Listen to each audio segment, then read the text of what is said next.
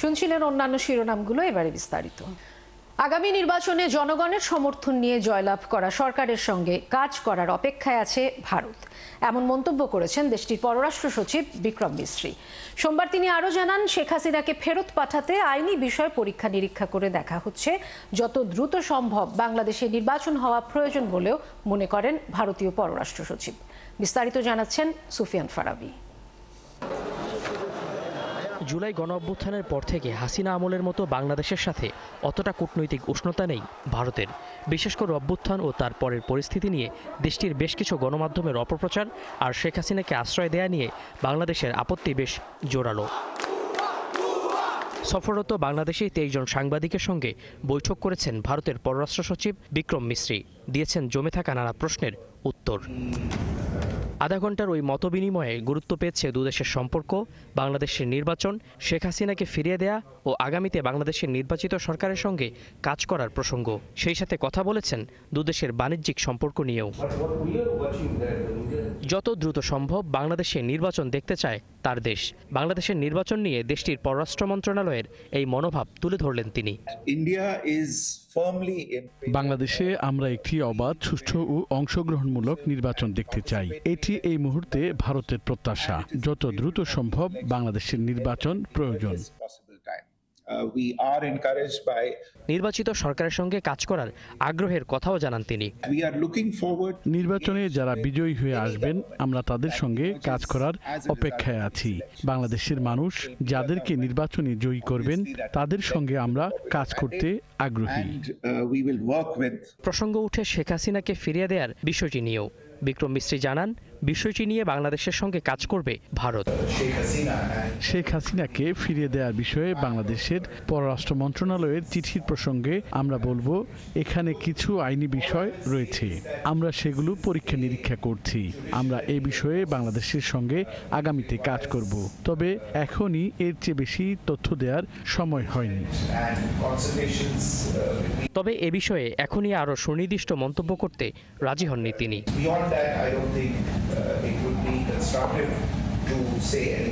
সুফিয়ান ফারাবি, একাত্তর, ঢাকা। পূর্বাচলে প্লট বরাদ্দের দুর্নীতি মামলায় পরিবারসহ হাসিনার বিরুদ্ধে সাক্ষ্য দিয়েছেন সোনালী ব্যাংকের গণভবন শাখার 3 কর্মকর্তা। এদিকে গ্রেপ্তার আওয়ামী লীগ নেতা ও সাবেক সংসদ সদস্য BM মোজাম্মেল হককে কারাগারে পাঠিয়েছে আদালত। অন্যদিকে সাবেক মন্ত্রী দীপু মনিকে 4 দিনের রিমান্ডের আদেশ দিয়েছেন আদালত। বিস্তারিত জানাচ্ছেন নিবিড় সাহা। ক্ষমতার অপব্যবহার করে রাজধানী উন্নয়ন কর্তৃপক্ষের পূর্বাচল নতুন শহর প্রকল্পে সরকারি প্লট বরাদ্দ নেয়ার অভিযোগ ওঠে সাবেক প্রধানমন্ত্রী শেখ হাসিনা সহ তার পরিবারের সদস্যদের বিরুদ্ধে। মামলার অভিযোগে বলা হয়, সরকারের সর্বোচ্চ পদে থাকাকালে সাবেক প্রধানমন্ত্রী শেখ হাসিনা ও তার পরিবার ক্ষমতার অপব্যবহার করেন। অযোগ্য হলেও তারা পূর্বাচল আবাসন প্রকল্পের 27 নম্বর সেক্টরে 10 কাঠা করে প্লট বরাদ্দ নেন। এ ঘটনায় পৃথক 3 মামলায় সোমবার 3 জন সাক্ষ্য দিয়েছেন। টাকা জমাদানের 3টি রসিদ আদালতে জমা দিয়েছেন সোনালী ব্যাংকের গণভবন শাখার ওই কর্মকর্তারা। পে অর্ডারগুলো ওই গণভবন শাখা, সোনালী ব্যাংক গণভবন শাখা থেকে জমা প্রদান করা হয় এবং ওই পে অর্ডার যে ডকুমেন্টস ছিল, পে অর্ডার সংক্রান্ত সকল ডকুমেন্টগুলো আজকে আদালতে দাখিল করা হয়েছে। এটা মামলার পক্ষে প্রমাণ হচ্ছে এটা যে তারা যে প্লট প্রাপ্ত হয়েছে, প্লট প্রাপ্তর সাপেক্ষে যে টাকা জমা দিতে হয়, পে অর্ডার জমা দিতে হয়, পে অর্ডারগুলো তারা জমা দিয়েছে। নেক্সট ডেট হচ্ছে 16 অক্টোবর 2025। এদিকে রবিবার রাজধানীর নিকেতন থেকে গ্রেপ্তার করা হয় কার্যক্রম নিষিদ্ধ আওয়ামী লীগের সাংগঠনিক সম্পাদক BM মোজাম্মেল হককে। শরীয়তপুর 1 আসনের সাবেক এই সংসদ সদস্যকে সোমবার বিকেলে আদাবর থানার রুবেল হত্যা মামলায় গ্রেপ্তার দেখানোর আবেদন করলে আদালত তা মঞ্জুর করেন। কারাগারে পাঠানোর আদেশ দেন বিচারক। আজকে যেহেতু মামলার মূল নথি সেটা আরেকটি আসামির জন্য এটা উচ্চ আদালতে আছে, সেই জন্য আজকে এখানে তার অন্যান্য রিমান্ড সহ অন্যান্য বিষয়গুলোর শুনানি হয় নাই। পরবর্তীতে এগুলো শুনানি হবে। তবে আজকে তাকে বিজ্ঞ আদালত তাকে CW গ্রেপ্তার দেখিয়ে তাকে আজকে জেল হাজতে প্রেরণ করে। এদিন আদালতে আনা হয় সাবেক শিক্ষামন্ত্রী দীপু মনি ও সাবেক সংসদ সদস্য সোলাইমান সেলিমকে। পরে শাহবাগ থানার জুট ব্যবসায়ী মোহাম্মদ মনির হত্যা মামলায় সাবেক শিক্ষামন্ত্রী ডাক্তার দীপু মনিকে 4 দিনের রিমান্ড মঞ্জুর করেন আদালত। তাকে এই মামলায় 10 দিনের রিমান্ড প্রার্থনা করা হয় এবং এই মামলা একটা হত্যা মামলা। এতে বৈষম্য ছাত্র আন্দোলনের সময় মনির হোসেন পলাশ নামে একজন আন্দোলনকারী পলাশী মোড়ে তাকে গুলিতে হত্যা করা হয়। এই মামলায় দিউবনি এজাহার নামে আসামি। লালবাগ থানার শাওন শিকদার হত্যা মামলায় সোলাইমান সেলিমকে গ্রেপ্তার দেখানো হয়েছে। নিবিড় সাহা, ৭১, ঢাকা। আওয়ামী লীগ আমলে হওয়া গুমের ঘটনার কয়েকটি মামলায় শিগগিরই তদন্ত প্রতিবেদন দেওয়া হবে। সোমবার এমন তথ্য দেন আন্তর্জাতিক অপরাধ ট্রাইব্যুনালের চিফ প্রসিকিউটর। এদিকে জুলাই মানবতা বিরোধী অপরাধের মামলায় সাবেক এমপি মাহবুবুল আলম হানিফ সহ 4 জন আওয়ামী লীগ নেতার বিরুদ্ধে গ্রেফতারি পরোয়ানা জারি করেছেন ট্রাইব্যুনাল। আরও জানাচ্ছেন সৈকত সাদিক।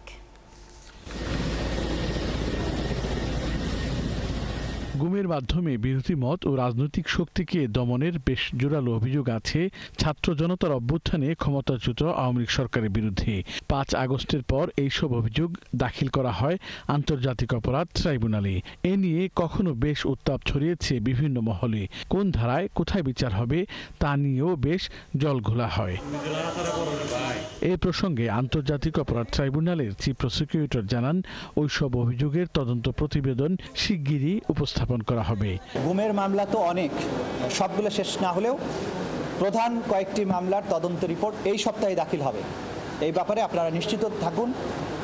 এটা যেহেতু কমপ্লেক্স মামলা, সেজন্য খুব খুঁটিনাটি বিষয়গুলো আমরা চেক করছি। তদন্ত রিপোর্ট এই সপ্তাহে পেয়ে যাবেন ইনশাআল্লাহ। এদিকে কুষ্টিয়ায় 6 জনকে হত্যা মামলায় সাবেক এমপি মাহবুবুল আলম হানিফ সহ 4 জনের অপরাধ আমলে নিয়েছে ট্রাইব্যুনাল। তাদের বিরুদ্ধে গ্রেপ্তারি পরোয়ানা জারি করা হয়। জুলাই আগস্টের গণ অভ্যুত্থান চলাকালীন সময়ে নিরস্ত্র নিরীহ ছাত্র জনতাকে হত্যার ব্যাপারে আওয়ামী লীগের যে সমস্ত সিদ্ধান্ত হয়েছিল, প্রত্যেকটা সিদ্ধান্ত গ্রহণের ব্যাপারে তার ভূমিকা ছিল, তার ইন্ধন ছিল। বিশেষ করে ওবায়দুল কাদের যখন সাংবাদিক সম্মেলন করে ছাত্রদেরকে ঠেকানোর জন্য আওয়ামী লীগ ছাত্রলীগ যথেষ্ট বলে মন্তব্য করেছিলেন, এই সমস্ত কাজের সাথে তিনি সবসময় উপস্থিত থেকে এই কাজগুলোকে ফ্যাসিলিটেট করেছেন। সেই দায়ে তার বিরুদ্ধে কমান্ড রেসপন্সিবিলিটির অভিযোগ আনা হয়েছে। একই সাথে কুষ্টিয়াতে মিটিং করে আওয়ামী লীগের পক্ষ থেকে প্রশাসনের সাথে মিটিং করে কুষ্টিয়ায় জুলাই আগস্টের গণ অভ্যুত্থান চলাকালে 6 জন ব্যক্তিকে আন্দোলনকারীকে হত্যা করার ব্যাপারে সুনির্দিষ্ট অভিযোগ তার বিরুদ্ধে আনা হয়েছে। ট্রাইব্যুনাল 1-এ শেখ হাসিনার মামলার সর্বশেষ সাক্ষী ও মামলার তদন্ত কর্মকর্তা মোহাম্মদ আলমগীরকে জেরা করেন রাষ্ট্রনিযুক্ত আসামি পক্ষের আইনজীবী আমির হোসেন। এছাড়া ট্রাইব্যুনাল 2-এ আবু সাইদ হত্যা মামলার সাক্ষ্য গ্রহণ ও জেরার কাজ চলে। সৈকত সাদিক, ৭১, ঢাকা। জাতীয় নির্বাচনে সরাসরি অংশ নিতে খুব শিগগিরই দেশে ফিরবেন বলে জানিয়েছেন বিএনপির ভারপ্রাপ্ত চেয়ারম্যান তারেক রহমান। লন্ডন থেকে ভার্চুয়ালি বিবিসি বাংলাকে দেয়া এক সাক্ষাৎকারে তিনি আরও জানান, সুস্থ থাকলে দলের চেয়ারপারসন বেগম খালেদা জিয়াও নির্বাচনে অংশ নিতে পারেন। দেশে দ্রুত স্থিতিশীল পরিবেশ ফিরিয়ে আনতে নির্বাচনের তাগিদ দেন বিএনপির এই শীর্ষ নেতা। শফিকুল হকের রিপোর্ট। দীর্ঘ 2 দশক পর কোন গণমাধ্যমকে সাক্ষাৎকার দিলেন বিএনপির ভারপ্রাপ্ত চেয়ারম্যান তারেক রহমান। সোমবার সকালে তার সাক্ষাৎকারের প্রথম পর্ব প্রকাশ করেছে বিবিসি বাংলা, যেখানে সমসাময়িক রাজনীতি ও বেশ কিছু বিষয় নিয়ে কথা বলেছেন তারেক রহমান। ইঙ্গিত দিয়েছেন শীঘ্রই দেশে ফেরার সময় তো চলে এসছে, মনে হয় ইনশাআল্লাহ দ্রুতই ফিরে আসব। সেটা কবে আমরা কি জানতে পারি? দ্রুতই, মনে হয় দ্রুতই ইনশাআল্লাহ। আসছে ফেব্রুয়ারিতে বহুল প্রত্যাশিত নির্বাচনের সময় দেশের জনগণের পাশেই থাকার ইচ্ছা প্রকাশ করেন তারেক রহমান। জানান, ডাকসু জাকসু নির্বাচনের প্রভাব জাতীয় নির্বাচনে পড়বে না। আমার সর্বোচ্চ চেষ্টা থাকবে, ইচ্ছা থাকবে, আগ্রহ থাকবে সেই প্রত্যাশিত নির্বাচন জনগণ চাইছে, সেই প্রত্যাশিত নির্বাচন যখন অনুষ্ঠিত হবে জনগণের সাথে, জনগণের মাঝেই থাকবো ইনশাআল্লাহ।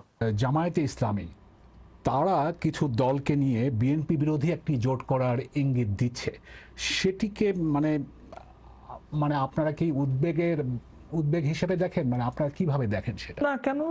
ইলেকশন হলে তো ইলেকশনে প্রতিযোগিতা থাকতেই পারে, প্রতিদ্বন্দ্বিতা থাকতেই পারে, এতে উদ্বেগের কি আছে?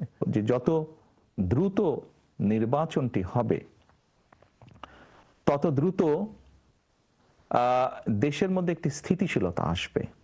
দলের নেতাকর্মীদের বিরুদ্ধে ওঠা চাঁদাবাজির অভিযোগেরও জবাব দেন বিএনপির ভারপ্রাপ্ত চেয়ারম্যান। আমাদের কাছে এরকম যখন অনেক অভিযোগ এসেছে, আমরা অভিযোগগুলো তদন্ত করেছি। তদন্ত করার পরে আমরা বেশ কিছু বিষয় পেয়েছি। প্রচার করেছে যে বিএনপির লোকজন দখল করতে গিয়েছে, এরকম ঘটনা প্রচুর ঘটেছে। আপনি যেই কথাটি বললেন সেরকমও কিছু ঘটেছে ঘটনা, এবং সে কারণেই আমরা আমাদের অবস্থান থেকে ব্যবস্থা গ্রহণ করেছি। তারেক রহমান কথা বলেন জুলাই অভ্যুত্থান নিয়েও। এখানে কারোর ভূমিকাকে ছোট না করে তিনি বলেন, এই আন্দোলনের মাস্টারমাইন্ড বাংলাদেশের গণতন্ত্রকামী জনগণ। এই জুলাই আন্দোলনে আমি কখনোই মাস্টারমাইন্ড হিসেবে দেখি না। আমি মনে করি জুলাই আগস্ট মাসে এসে জনগণ সকল গণতান্ত্রিক রাজনৈতিক দলের সাথে অংশগ্রহণ করেছে। শুধু কি রাজনৈতিক দলের নেতাকর্মীরাই সেদিন ছিল মাঠে? অবশ্যই নয়। এই আন্দোলন ছিল বাংলাদেশের জনগণের আন্দোলন, যারা গণতন্ত্রে বিশ্বাস করে। দল হিসেবে আওয়ামী লীগ অপরাধ করলে তাদের বিচার হওয়া উচিত বলেও মনে করেন বিএনপির এই শীর্ষ নেতা। হত্যা, এই সকল নির্যাতনের জন্য যারা দায়ী, যারা এসবের হুকুম দিয়েছে, তাদের প্রত্যেকের বিচার হতে হবে। দল হিসেবে তারা যদি অন্যায় করে থাকে তাহলে দেশের আইন অনুযায়ী তার বিচার হবে, দেশের আইন সিদ্ধান্ত নেবে। বিগত সময়ে গণমাধ্যমের মুখোমুখি কেন হননি সে প্রশ্নের উত্তর দেওয়ার পাশাপাশি নির্বাচনকে সামনে রেখে নেতাকর্মীদের উদ্দেশ্যে বার্তাও ছিল বিএনপির ভারপ্রাপ্ত চেয়ারম্যানের এই সাক্ষাৎকারে। জনগণের যার প্রতি সমর্থন আছে সেরকম মানুষকে দেখেই আমরা নমিনেশন দেব। শফিকুল হক, ৭১। দাঁড়ানো যতটুকু। বিদেশি কোনো শক্তির হাত ধরে জামাত ক্ষমতায় যেতে চায় না বলে মন্তব্য করেছেন দলটির সেক্রেটারি জেনারেল মিয়া গোলাম পরোয়ার। সোমবার তুরস্কের একটি প্রতিনিধি দলের সাথে বৈঠকের পর এমন মন্তব্য করেন তিনি। এদিকে সকালে আরেক অনুষ্ঠানে তিনি বলেন, জুলাই সনদ নিয়ে নির্বাচনের আগেই সমাধান হওয়া উচিত। আরও জানাচ্ছেন মোহাইমিনুল অপু। বিকেলে তুরস্কের ফরেন অ্যাফেয়ার্সের ডেপুটি মিনিস্টারের নেতৃত্বে 4 সদস্যের উচ্চ পর্যায়ের এক প্রতিনিধি দলের সাথে বৈঠক করে জামায়াত ইসলাম। 1 ঘন্টার মতো সময় মতবিনিময় করে উভয় পক্ষ। বৈঠক শেষে এ নিয়ে বিস্তারিত তুলে ধরেন দলটির সেক্রেটারি জেনারেল। তিনি জানান, জামায়াত নিয়ে বিদেশিদের আগ্রহ বেড়েছে, তবে এর মাধ্যমে ক্ষমতায় যাওয়ার চিন্তা নেই দলটির। তো আমাদের কূটনীতিকরা যে আমির জামাতের সঙ্গে দেখা করছেন এবং খুব ব্যাপক হারে সাক্ষাৎ করছেন, এটা আগ্রহেরই একটা প্রমাণ। এটা মানুষের আগ্রহ হতেই পারে, এটা দোষণীয় নয়। জামাত ইসলামী মহান আল্লাহ তাআলার উপরেই ভরসা, আর জনসমর্থন হচ্ছে আমাদের নিচের শক্তি। এর মধ্য দিয়ে আমরা যাব। সব রাজনৈতিক দল সংস্কার নিয়ে একমত হলে ফেব্রুয়ারিতে নির্বাচন হতে কোনো বাধা নেই বলেও তুরস্কের প্রতিনিধি দলকে জানান জামায়াতের আমির। যদি সকল রাজনৈতিক দল এবং স্টেক হোল্ডাররা একটা ঐক্যমতে পৌঁছানো সম্ভব হয়, তাহলে ফেব্রুয়ারির যে টাইম লাইন, সেখানে একটা নির্বাচন, একটা ক্রেডিবল, একটা ফ্রি ফেয়ার ইলেকশন হওয়া সম্ভব। এর আগে শহীদ আবরার ফাহাদ দিবস উপলক্ষে এক আলোচনায় গোলাম পরোয়ার বলেন, পূর্ণাঙ্গ জুলাই সনদের বাস্তবায়নের রূপরেখা নির্বাচনের আগেই হওয়া উচিত। 25-26টি দলের যে সংস্কার প্রস্তাবে ঐক্যমত্য হয়েছে, বাকি গুরুত্বপূর্ণ কিছু মেজর জায়গায় কিছু কিছু দলের আপত্তির কারণে এই প্রচেষ্টা এখনো সফলতার মুখ দেখতে পাচ্ছে না। কয়েকটি দল নির্বাচনের আগেই নিজেদের বিজয়ী ভাবছে বলেও মন্তব্য করেন তিনি। কোন রাজনৈতিক দল নিজেদেরকে খুব এত বড় মনে করেন, নির্বাচনের আগেই মনে হয় যেন তারা ক্ষমতায় চলে গেলেন। মোহাইমিনুল খান অপু, ৭১, ঢাকা। বলবেন তাই যেন হতে। নির্বাচনী খবর সংগ্রহে বাধা না দেওয়া ও সাংবাদিকদের নিরাপত্তা নিশ্চিত করতে নির্বাচন কমিশনকে আহ্বান জানিয়েছেন গণমাধ্যম প্রতিনিধিরা। সোমবার ইসির সাথে সংলাপে তারা আরও বলেন, সুষ্ঠু নির্বাচন করতে মনোনয়ন বাণিজ্য বন্ধ, ভোটের দিন নাগরিকদের যে কোনো অভিযোগ গ্রহণ ও নিষ্পত্তি করার ব্যবস্থা থাকতে হবে। সিইসি জানান, আগামী নির্বাচন সুষ্ঠু করতে ইসি প্রতিজ্ঞাবদ্ধ। আরও জানাচ্ছেন ফারজানা আফরিন। সংসদ নির্বাচন আয়োজনে তফসিলের বাকি 2 মাস। কমিশনের পক্ষ থেকে পুরোদমে চলছে প্রস্তুতি। এরই অংশ হিসেবে অংশীজনদের সাথে সংলাপের আয়োজন করেছে ইসি। গণমাধ্যমের সাথে সংলাপে বিশেষভাবে গুরুত্ব পায় গণমাধ্যম নীতিমালা। এ সময় ভোটের আগে ও পরে গণমাধ্যম কর্মীদের নিরাপত্তা নিশ্চিত ও নির্বাচনী খবর সংগ্রহ আরও সহজ করার পরামর্শ উঠে আসে। সাংবাদিকরা কিন্তু ওই যারা বিজয়ী হয় তাদেরও রোষানলের পরে যারা পরাজিত হয় তাদের রোষানলের পরে, নির্বাচনের আগেও পরে, নির্বাচনের পরেও পরে। এই নিরাপত্তার বিষয় আপনারা কিভাবে নিশ্চিত করবেন? নিশ্চয়ই আজকের এই মতবিনিময় থেকে এটি পরবর্তী সময় যখন সিদ্ধান্ত গ্রহণ হবে তখন এটি গুরুত্ব সহকারে বিবেচনা হবে। মিডিয়াকে উপেক্ষা করার কোনো সুযোগ নাই। মিডিয়ার একদম শতভাগ সবকিছু ধরেই আপনি যদি এগুলো থাকেন সেটা হবে না। সেটা আপনার বুদ্ধিমত্তা এবং ইয়ের কাছ থেকে তারাই নিবে যে এই পয়েন্টটা মনে জরুরি, এটা মনে দেখা দরকার আমাদের। গণমাধ্যমের যে নীতিমালা সেখানে দেখা যাচ্ছে আপনার সাংবাদিকদের প্রবেশের ব্যাপারে, লাইভ করার ব্যাপারে নির্বাচনের দিন সেই পুরনো যে অতীতের যে সিস্টেমটা সেটাই থেকে গেছে। তার মানে নতুন কিছু আর সংযোজন করা হয়নি। মনোনয়ন বাণিজ্য বন্ধ, ভোটের দিন নাগরিকদের যে কোনো অভিযোগ গ্রহণ ও নিষ্পত্তি করা এবং ইসির কর্মকর্তাদের রিটার্নিং অফিসারের দায়িত্ব দেওয়া সহ বেশ কিছু পরামর্শ দেন সাংবাদিকরা। পেশাজীবী নেতৃবৃন্দ, ব্যবসায়ী নেতৃবৃন্দ, তাদেরকে নিয়ে, তরুণদেরকে নিয়ে একটা যদি আমরা কমিটি করি, তারা সার্ভেলেন্স করবে এবং সবকিছু নজরদারি করবে। মনে হচ্ছে যে চ্যালেঞ্জ সেটি হলো বিশ্বাস এবং আস্থা, অপতথ্য এবং গুজব। নির্বাচনের সংস্কৃতি নষ্ট হয়ে গেছে বলে মন্তব্য করেন একজন কমিশনার। আর সিইসি বলেন, সুষ্ঠু নির্বাচন করতে যা যা প্রয়োজন তাই করবে ইসি। রাজনৈতিক, বিশেষ করে নির্বাচনী সংস্কৃতি নষ্ট হয়ে গেছে। এখন এটা একটা কালচারাল রূপ ধারণ করেছে কিন্তু সোসাইটিতে। মানে আমি ভেবে নিচ্ছি যে আমার সিল মারাটা আমার, মানে আমি করলে এটা ঠিক আছে, বা আমি যদি ঠেকাতে পারি ঠিক আছে। আমরাও কিন্তু জাতির কাছে প্রতিশ্রুতিবদ্ধ এবং আমরা উই মিন বিজনেস, এটা কোনো কথার কথা নয়।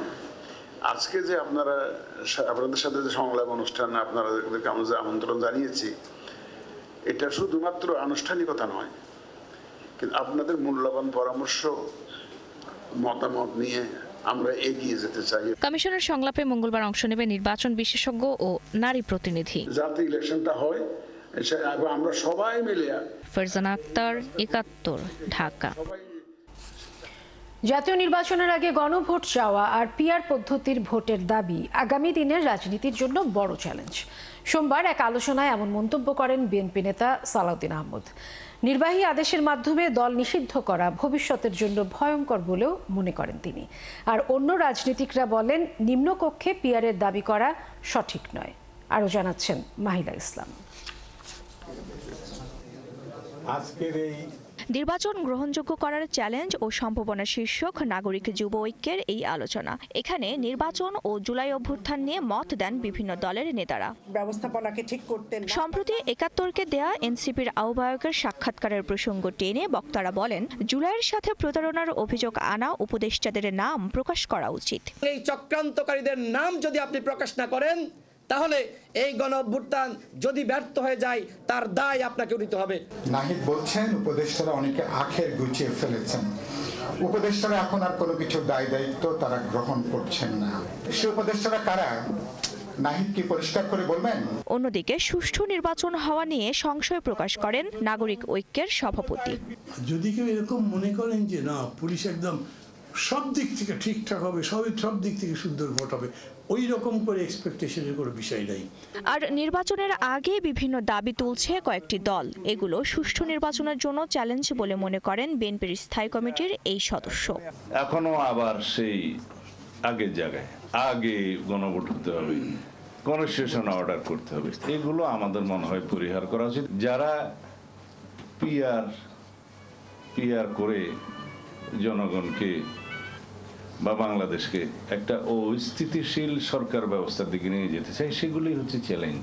সালাউদ্দিন আহমদ আরও বলেন, আরপিও সংশোধন করে জাতীয় নির্বাচনের দিন জুলাই সনদ নিয়ে গণভোট করা যেতে পারে। সরকার অধ্যাদেশ জারি করে অথবা আরপিওতে সংশোধনী এনে একটা গণভোট পরিচালনা করার জন্য নির্বাচন কমিশনকে ক্ষমতা প্রদান করতে পারে এবং নির্বাচন কমিশন সেই গণভোটটা করতে পারবে। ঐক্যবদ্ধ থাকলে ভবিষ্যতে কোনো ফ্যাসিবাদী শক্তি মাথাচাড়া দিতে পারবে না বলেও মন্তব্য করেন তিনি। বিচারিক প্রক্রিয়ার মধ্য দিয়ে নির্ধারিত হওয়া উচিত বাংলাদেশের রাজনৈতিক দলগুলো কে দায়ী রাজনীতি করতে পারবে না, নির্বাচন করতে পারবে না। মাহিলা ইসলাম, ৭১, ঢাকা। উপদেষ্টাদের সেফ এক্সিট প্রসঙ্গে নাহিদ ইসলামের বক্তব্য তার নিজস্ব ব্যাখ্যা দেবার প্রয়োজন আছে বলেও মনে করছেন না মহিলা ও শিশু বিষয়ক উপদেষ্টা। বিশেষ পরিস্থিতিতে দায়িত্ব নেওয়া উপদেষ্টারা সময় হলেই দায়িত্ব থেকে সরে দাঁড়াবেন বলেও জানান তিনি। নির্বাচনের পরিবেশ এখনও পুরোপুরি তৈরি হয়নি উল্লেখ করে তিনি বলেন, এরই মধ্যে নির্বাচন কমিশন তাদের যথাযথ দায়িত্ব পালনে সক্ষম হবে বলেও মনে করেন শারমিন মুর্শিদ। রাজনৈতিক দলের নেতাদের এবং যারা উপদেষ্টা হয়েছে তাদের অনেককে বিশ্বাস করাটা আমাদের অবশ্যই ভুল হয়েছিল।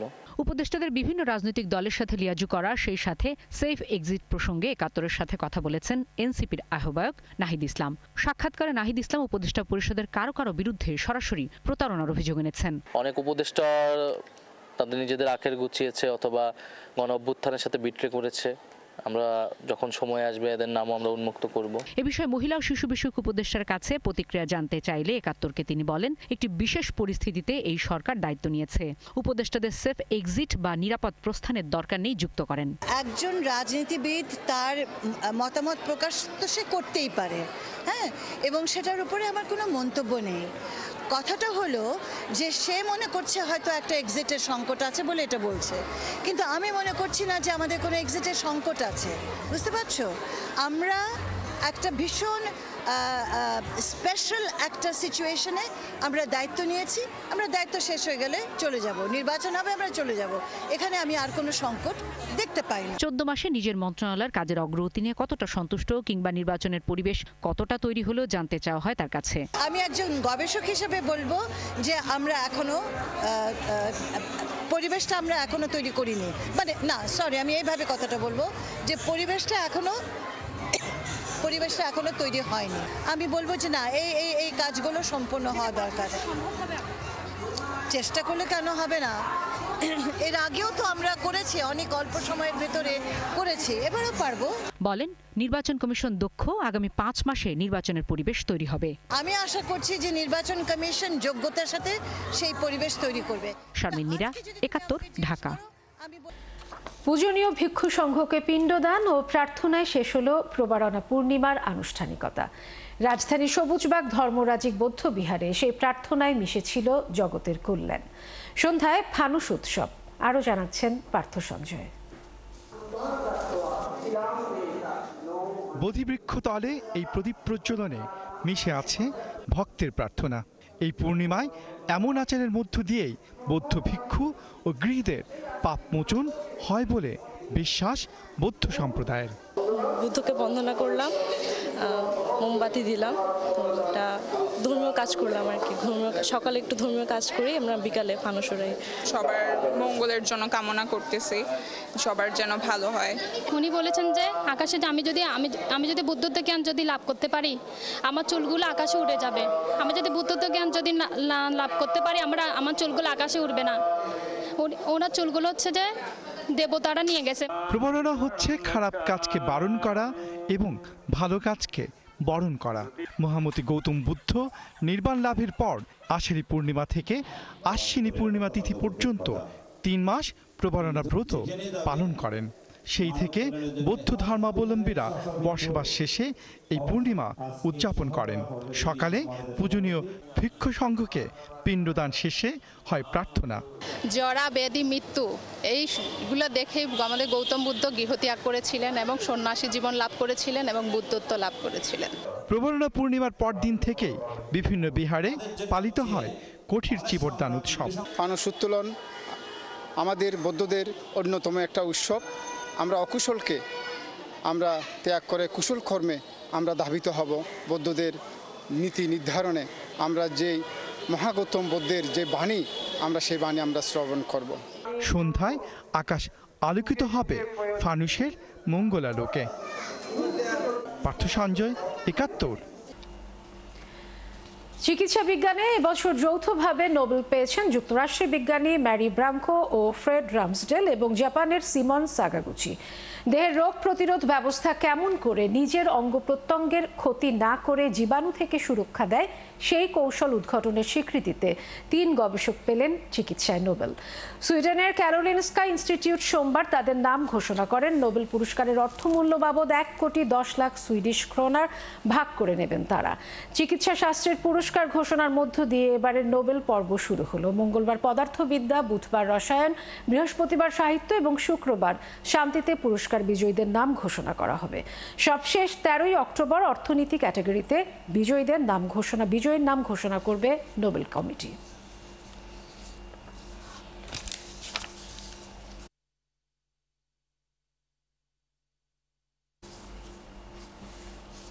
চলছে সংবাদ সংযোগ। সরাসরি সংবাদ অনুষ্ঠান দেখতে চোখ রাখুন 71-এর ফেসবুক পেজ এবং সাবস্ক্রাইব করুন 71-এর ইউটিউব চ্যানেল। 71-এর সাথেই থাকুন।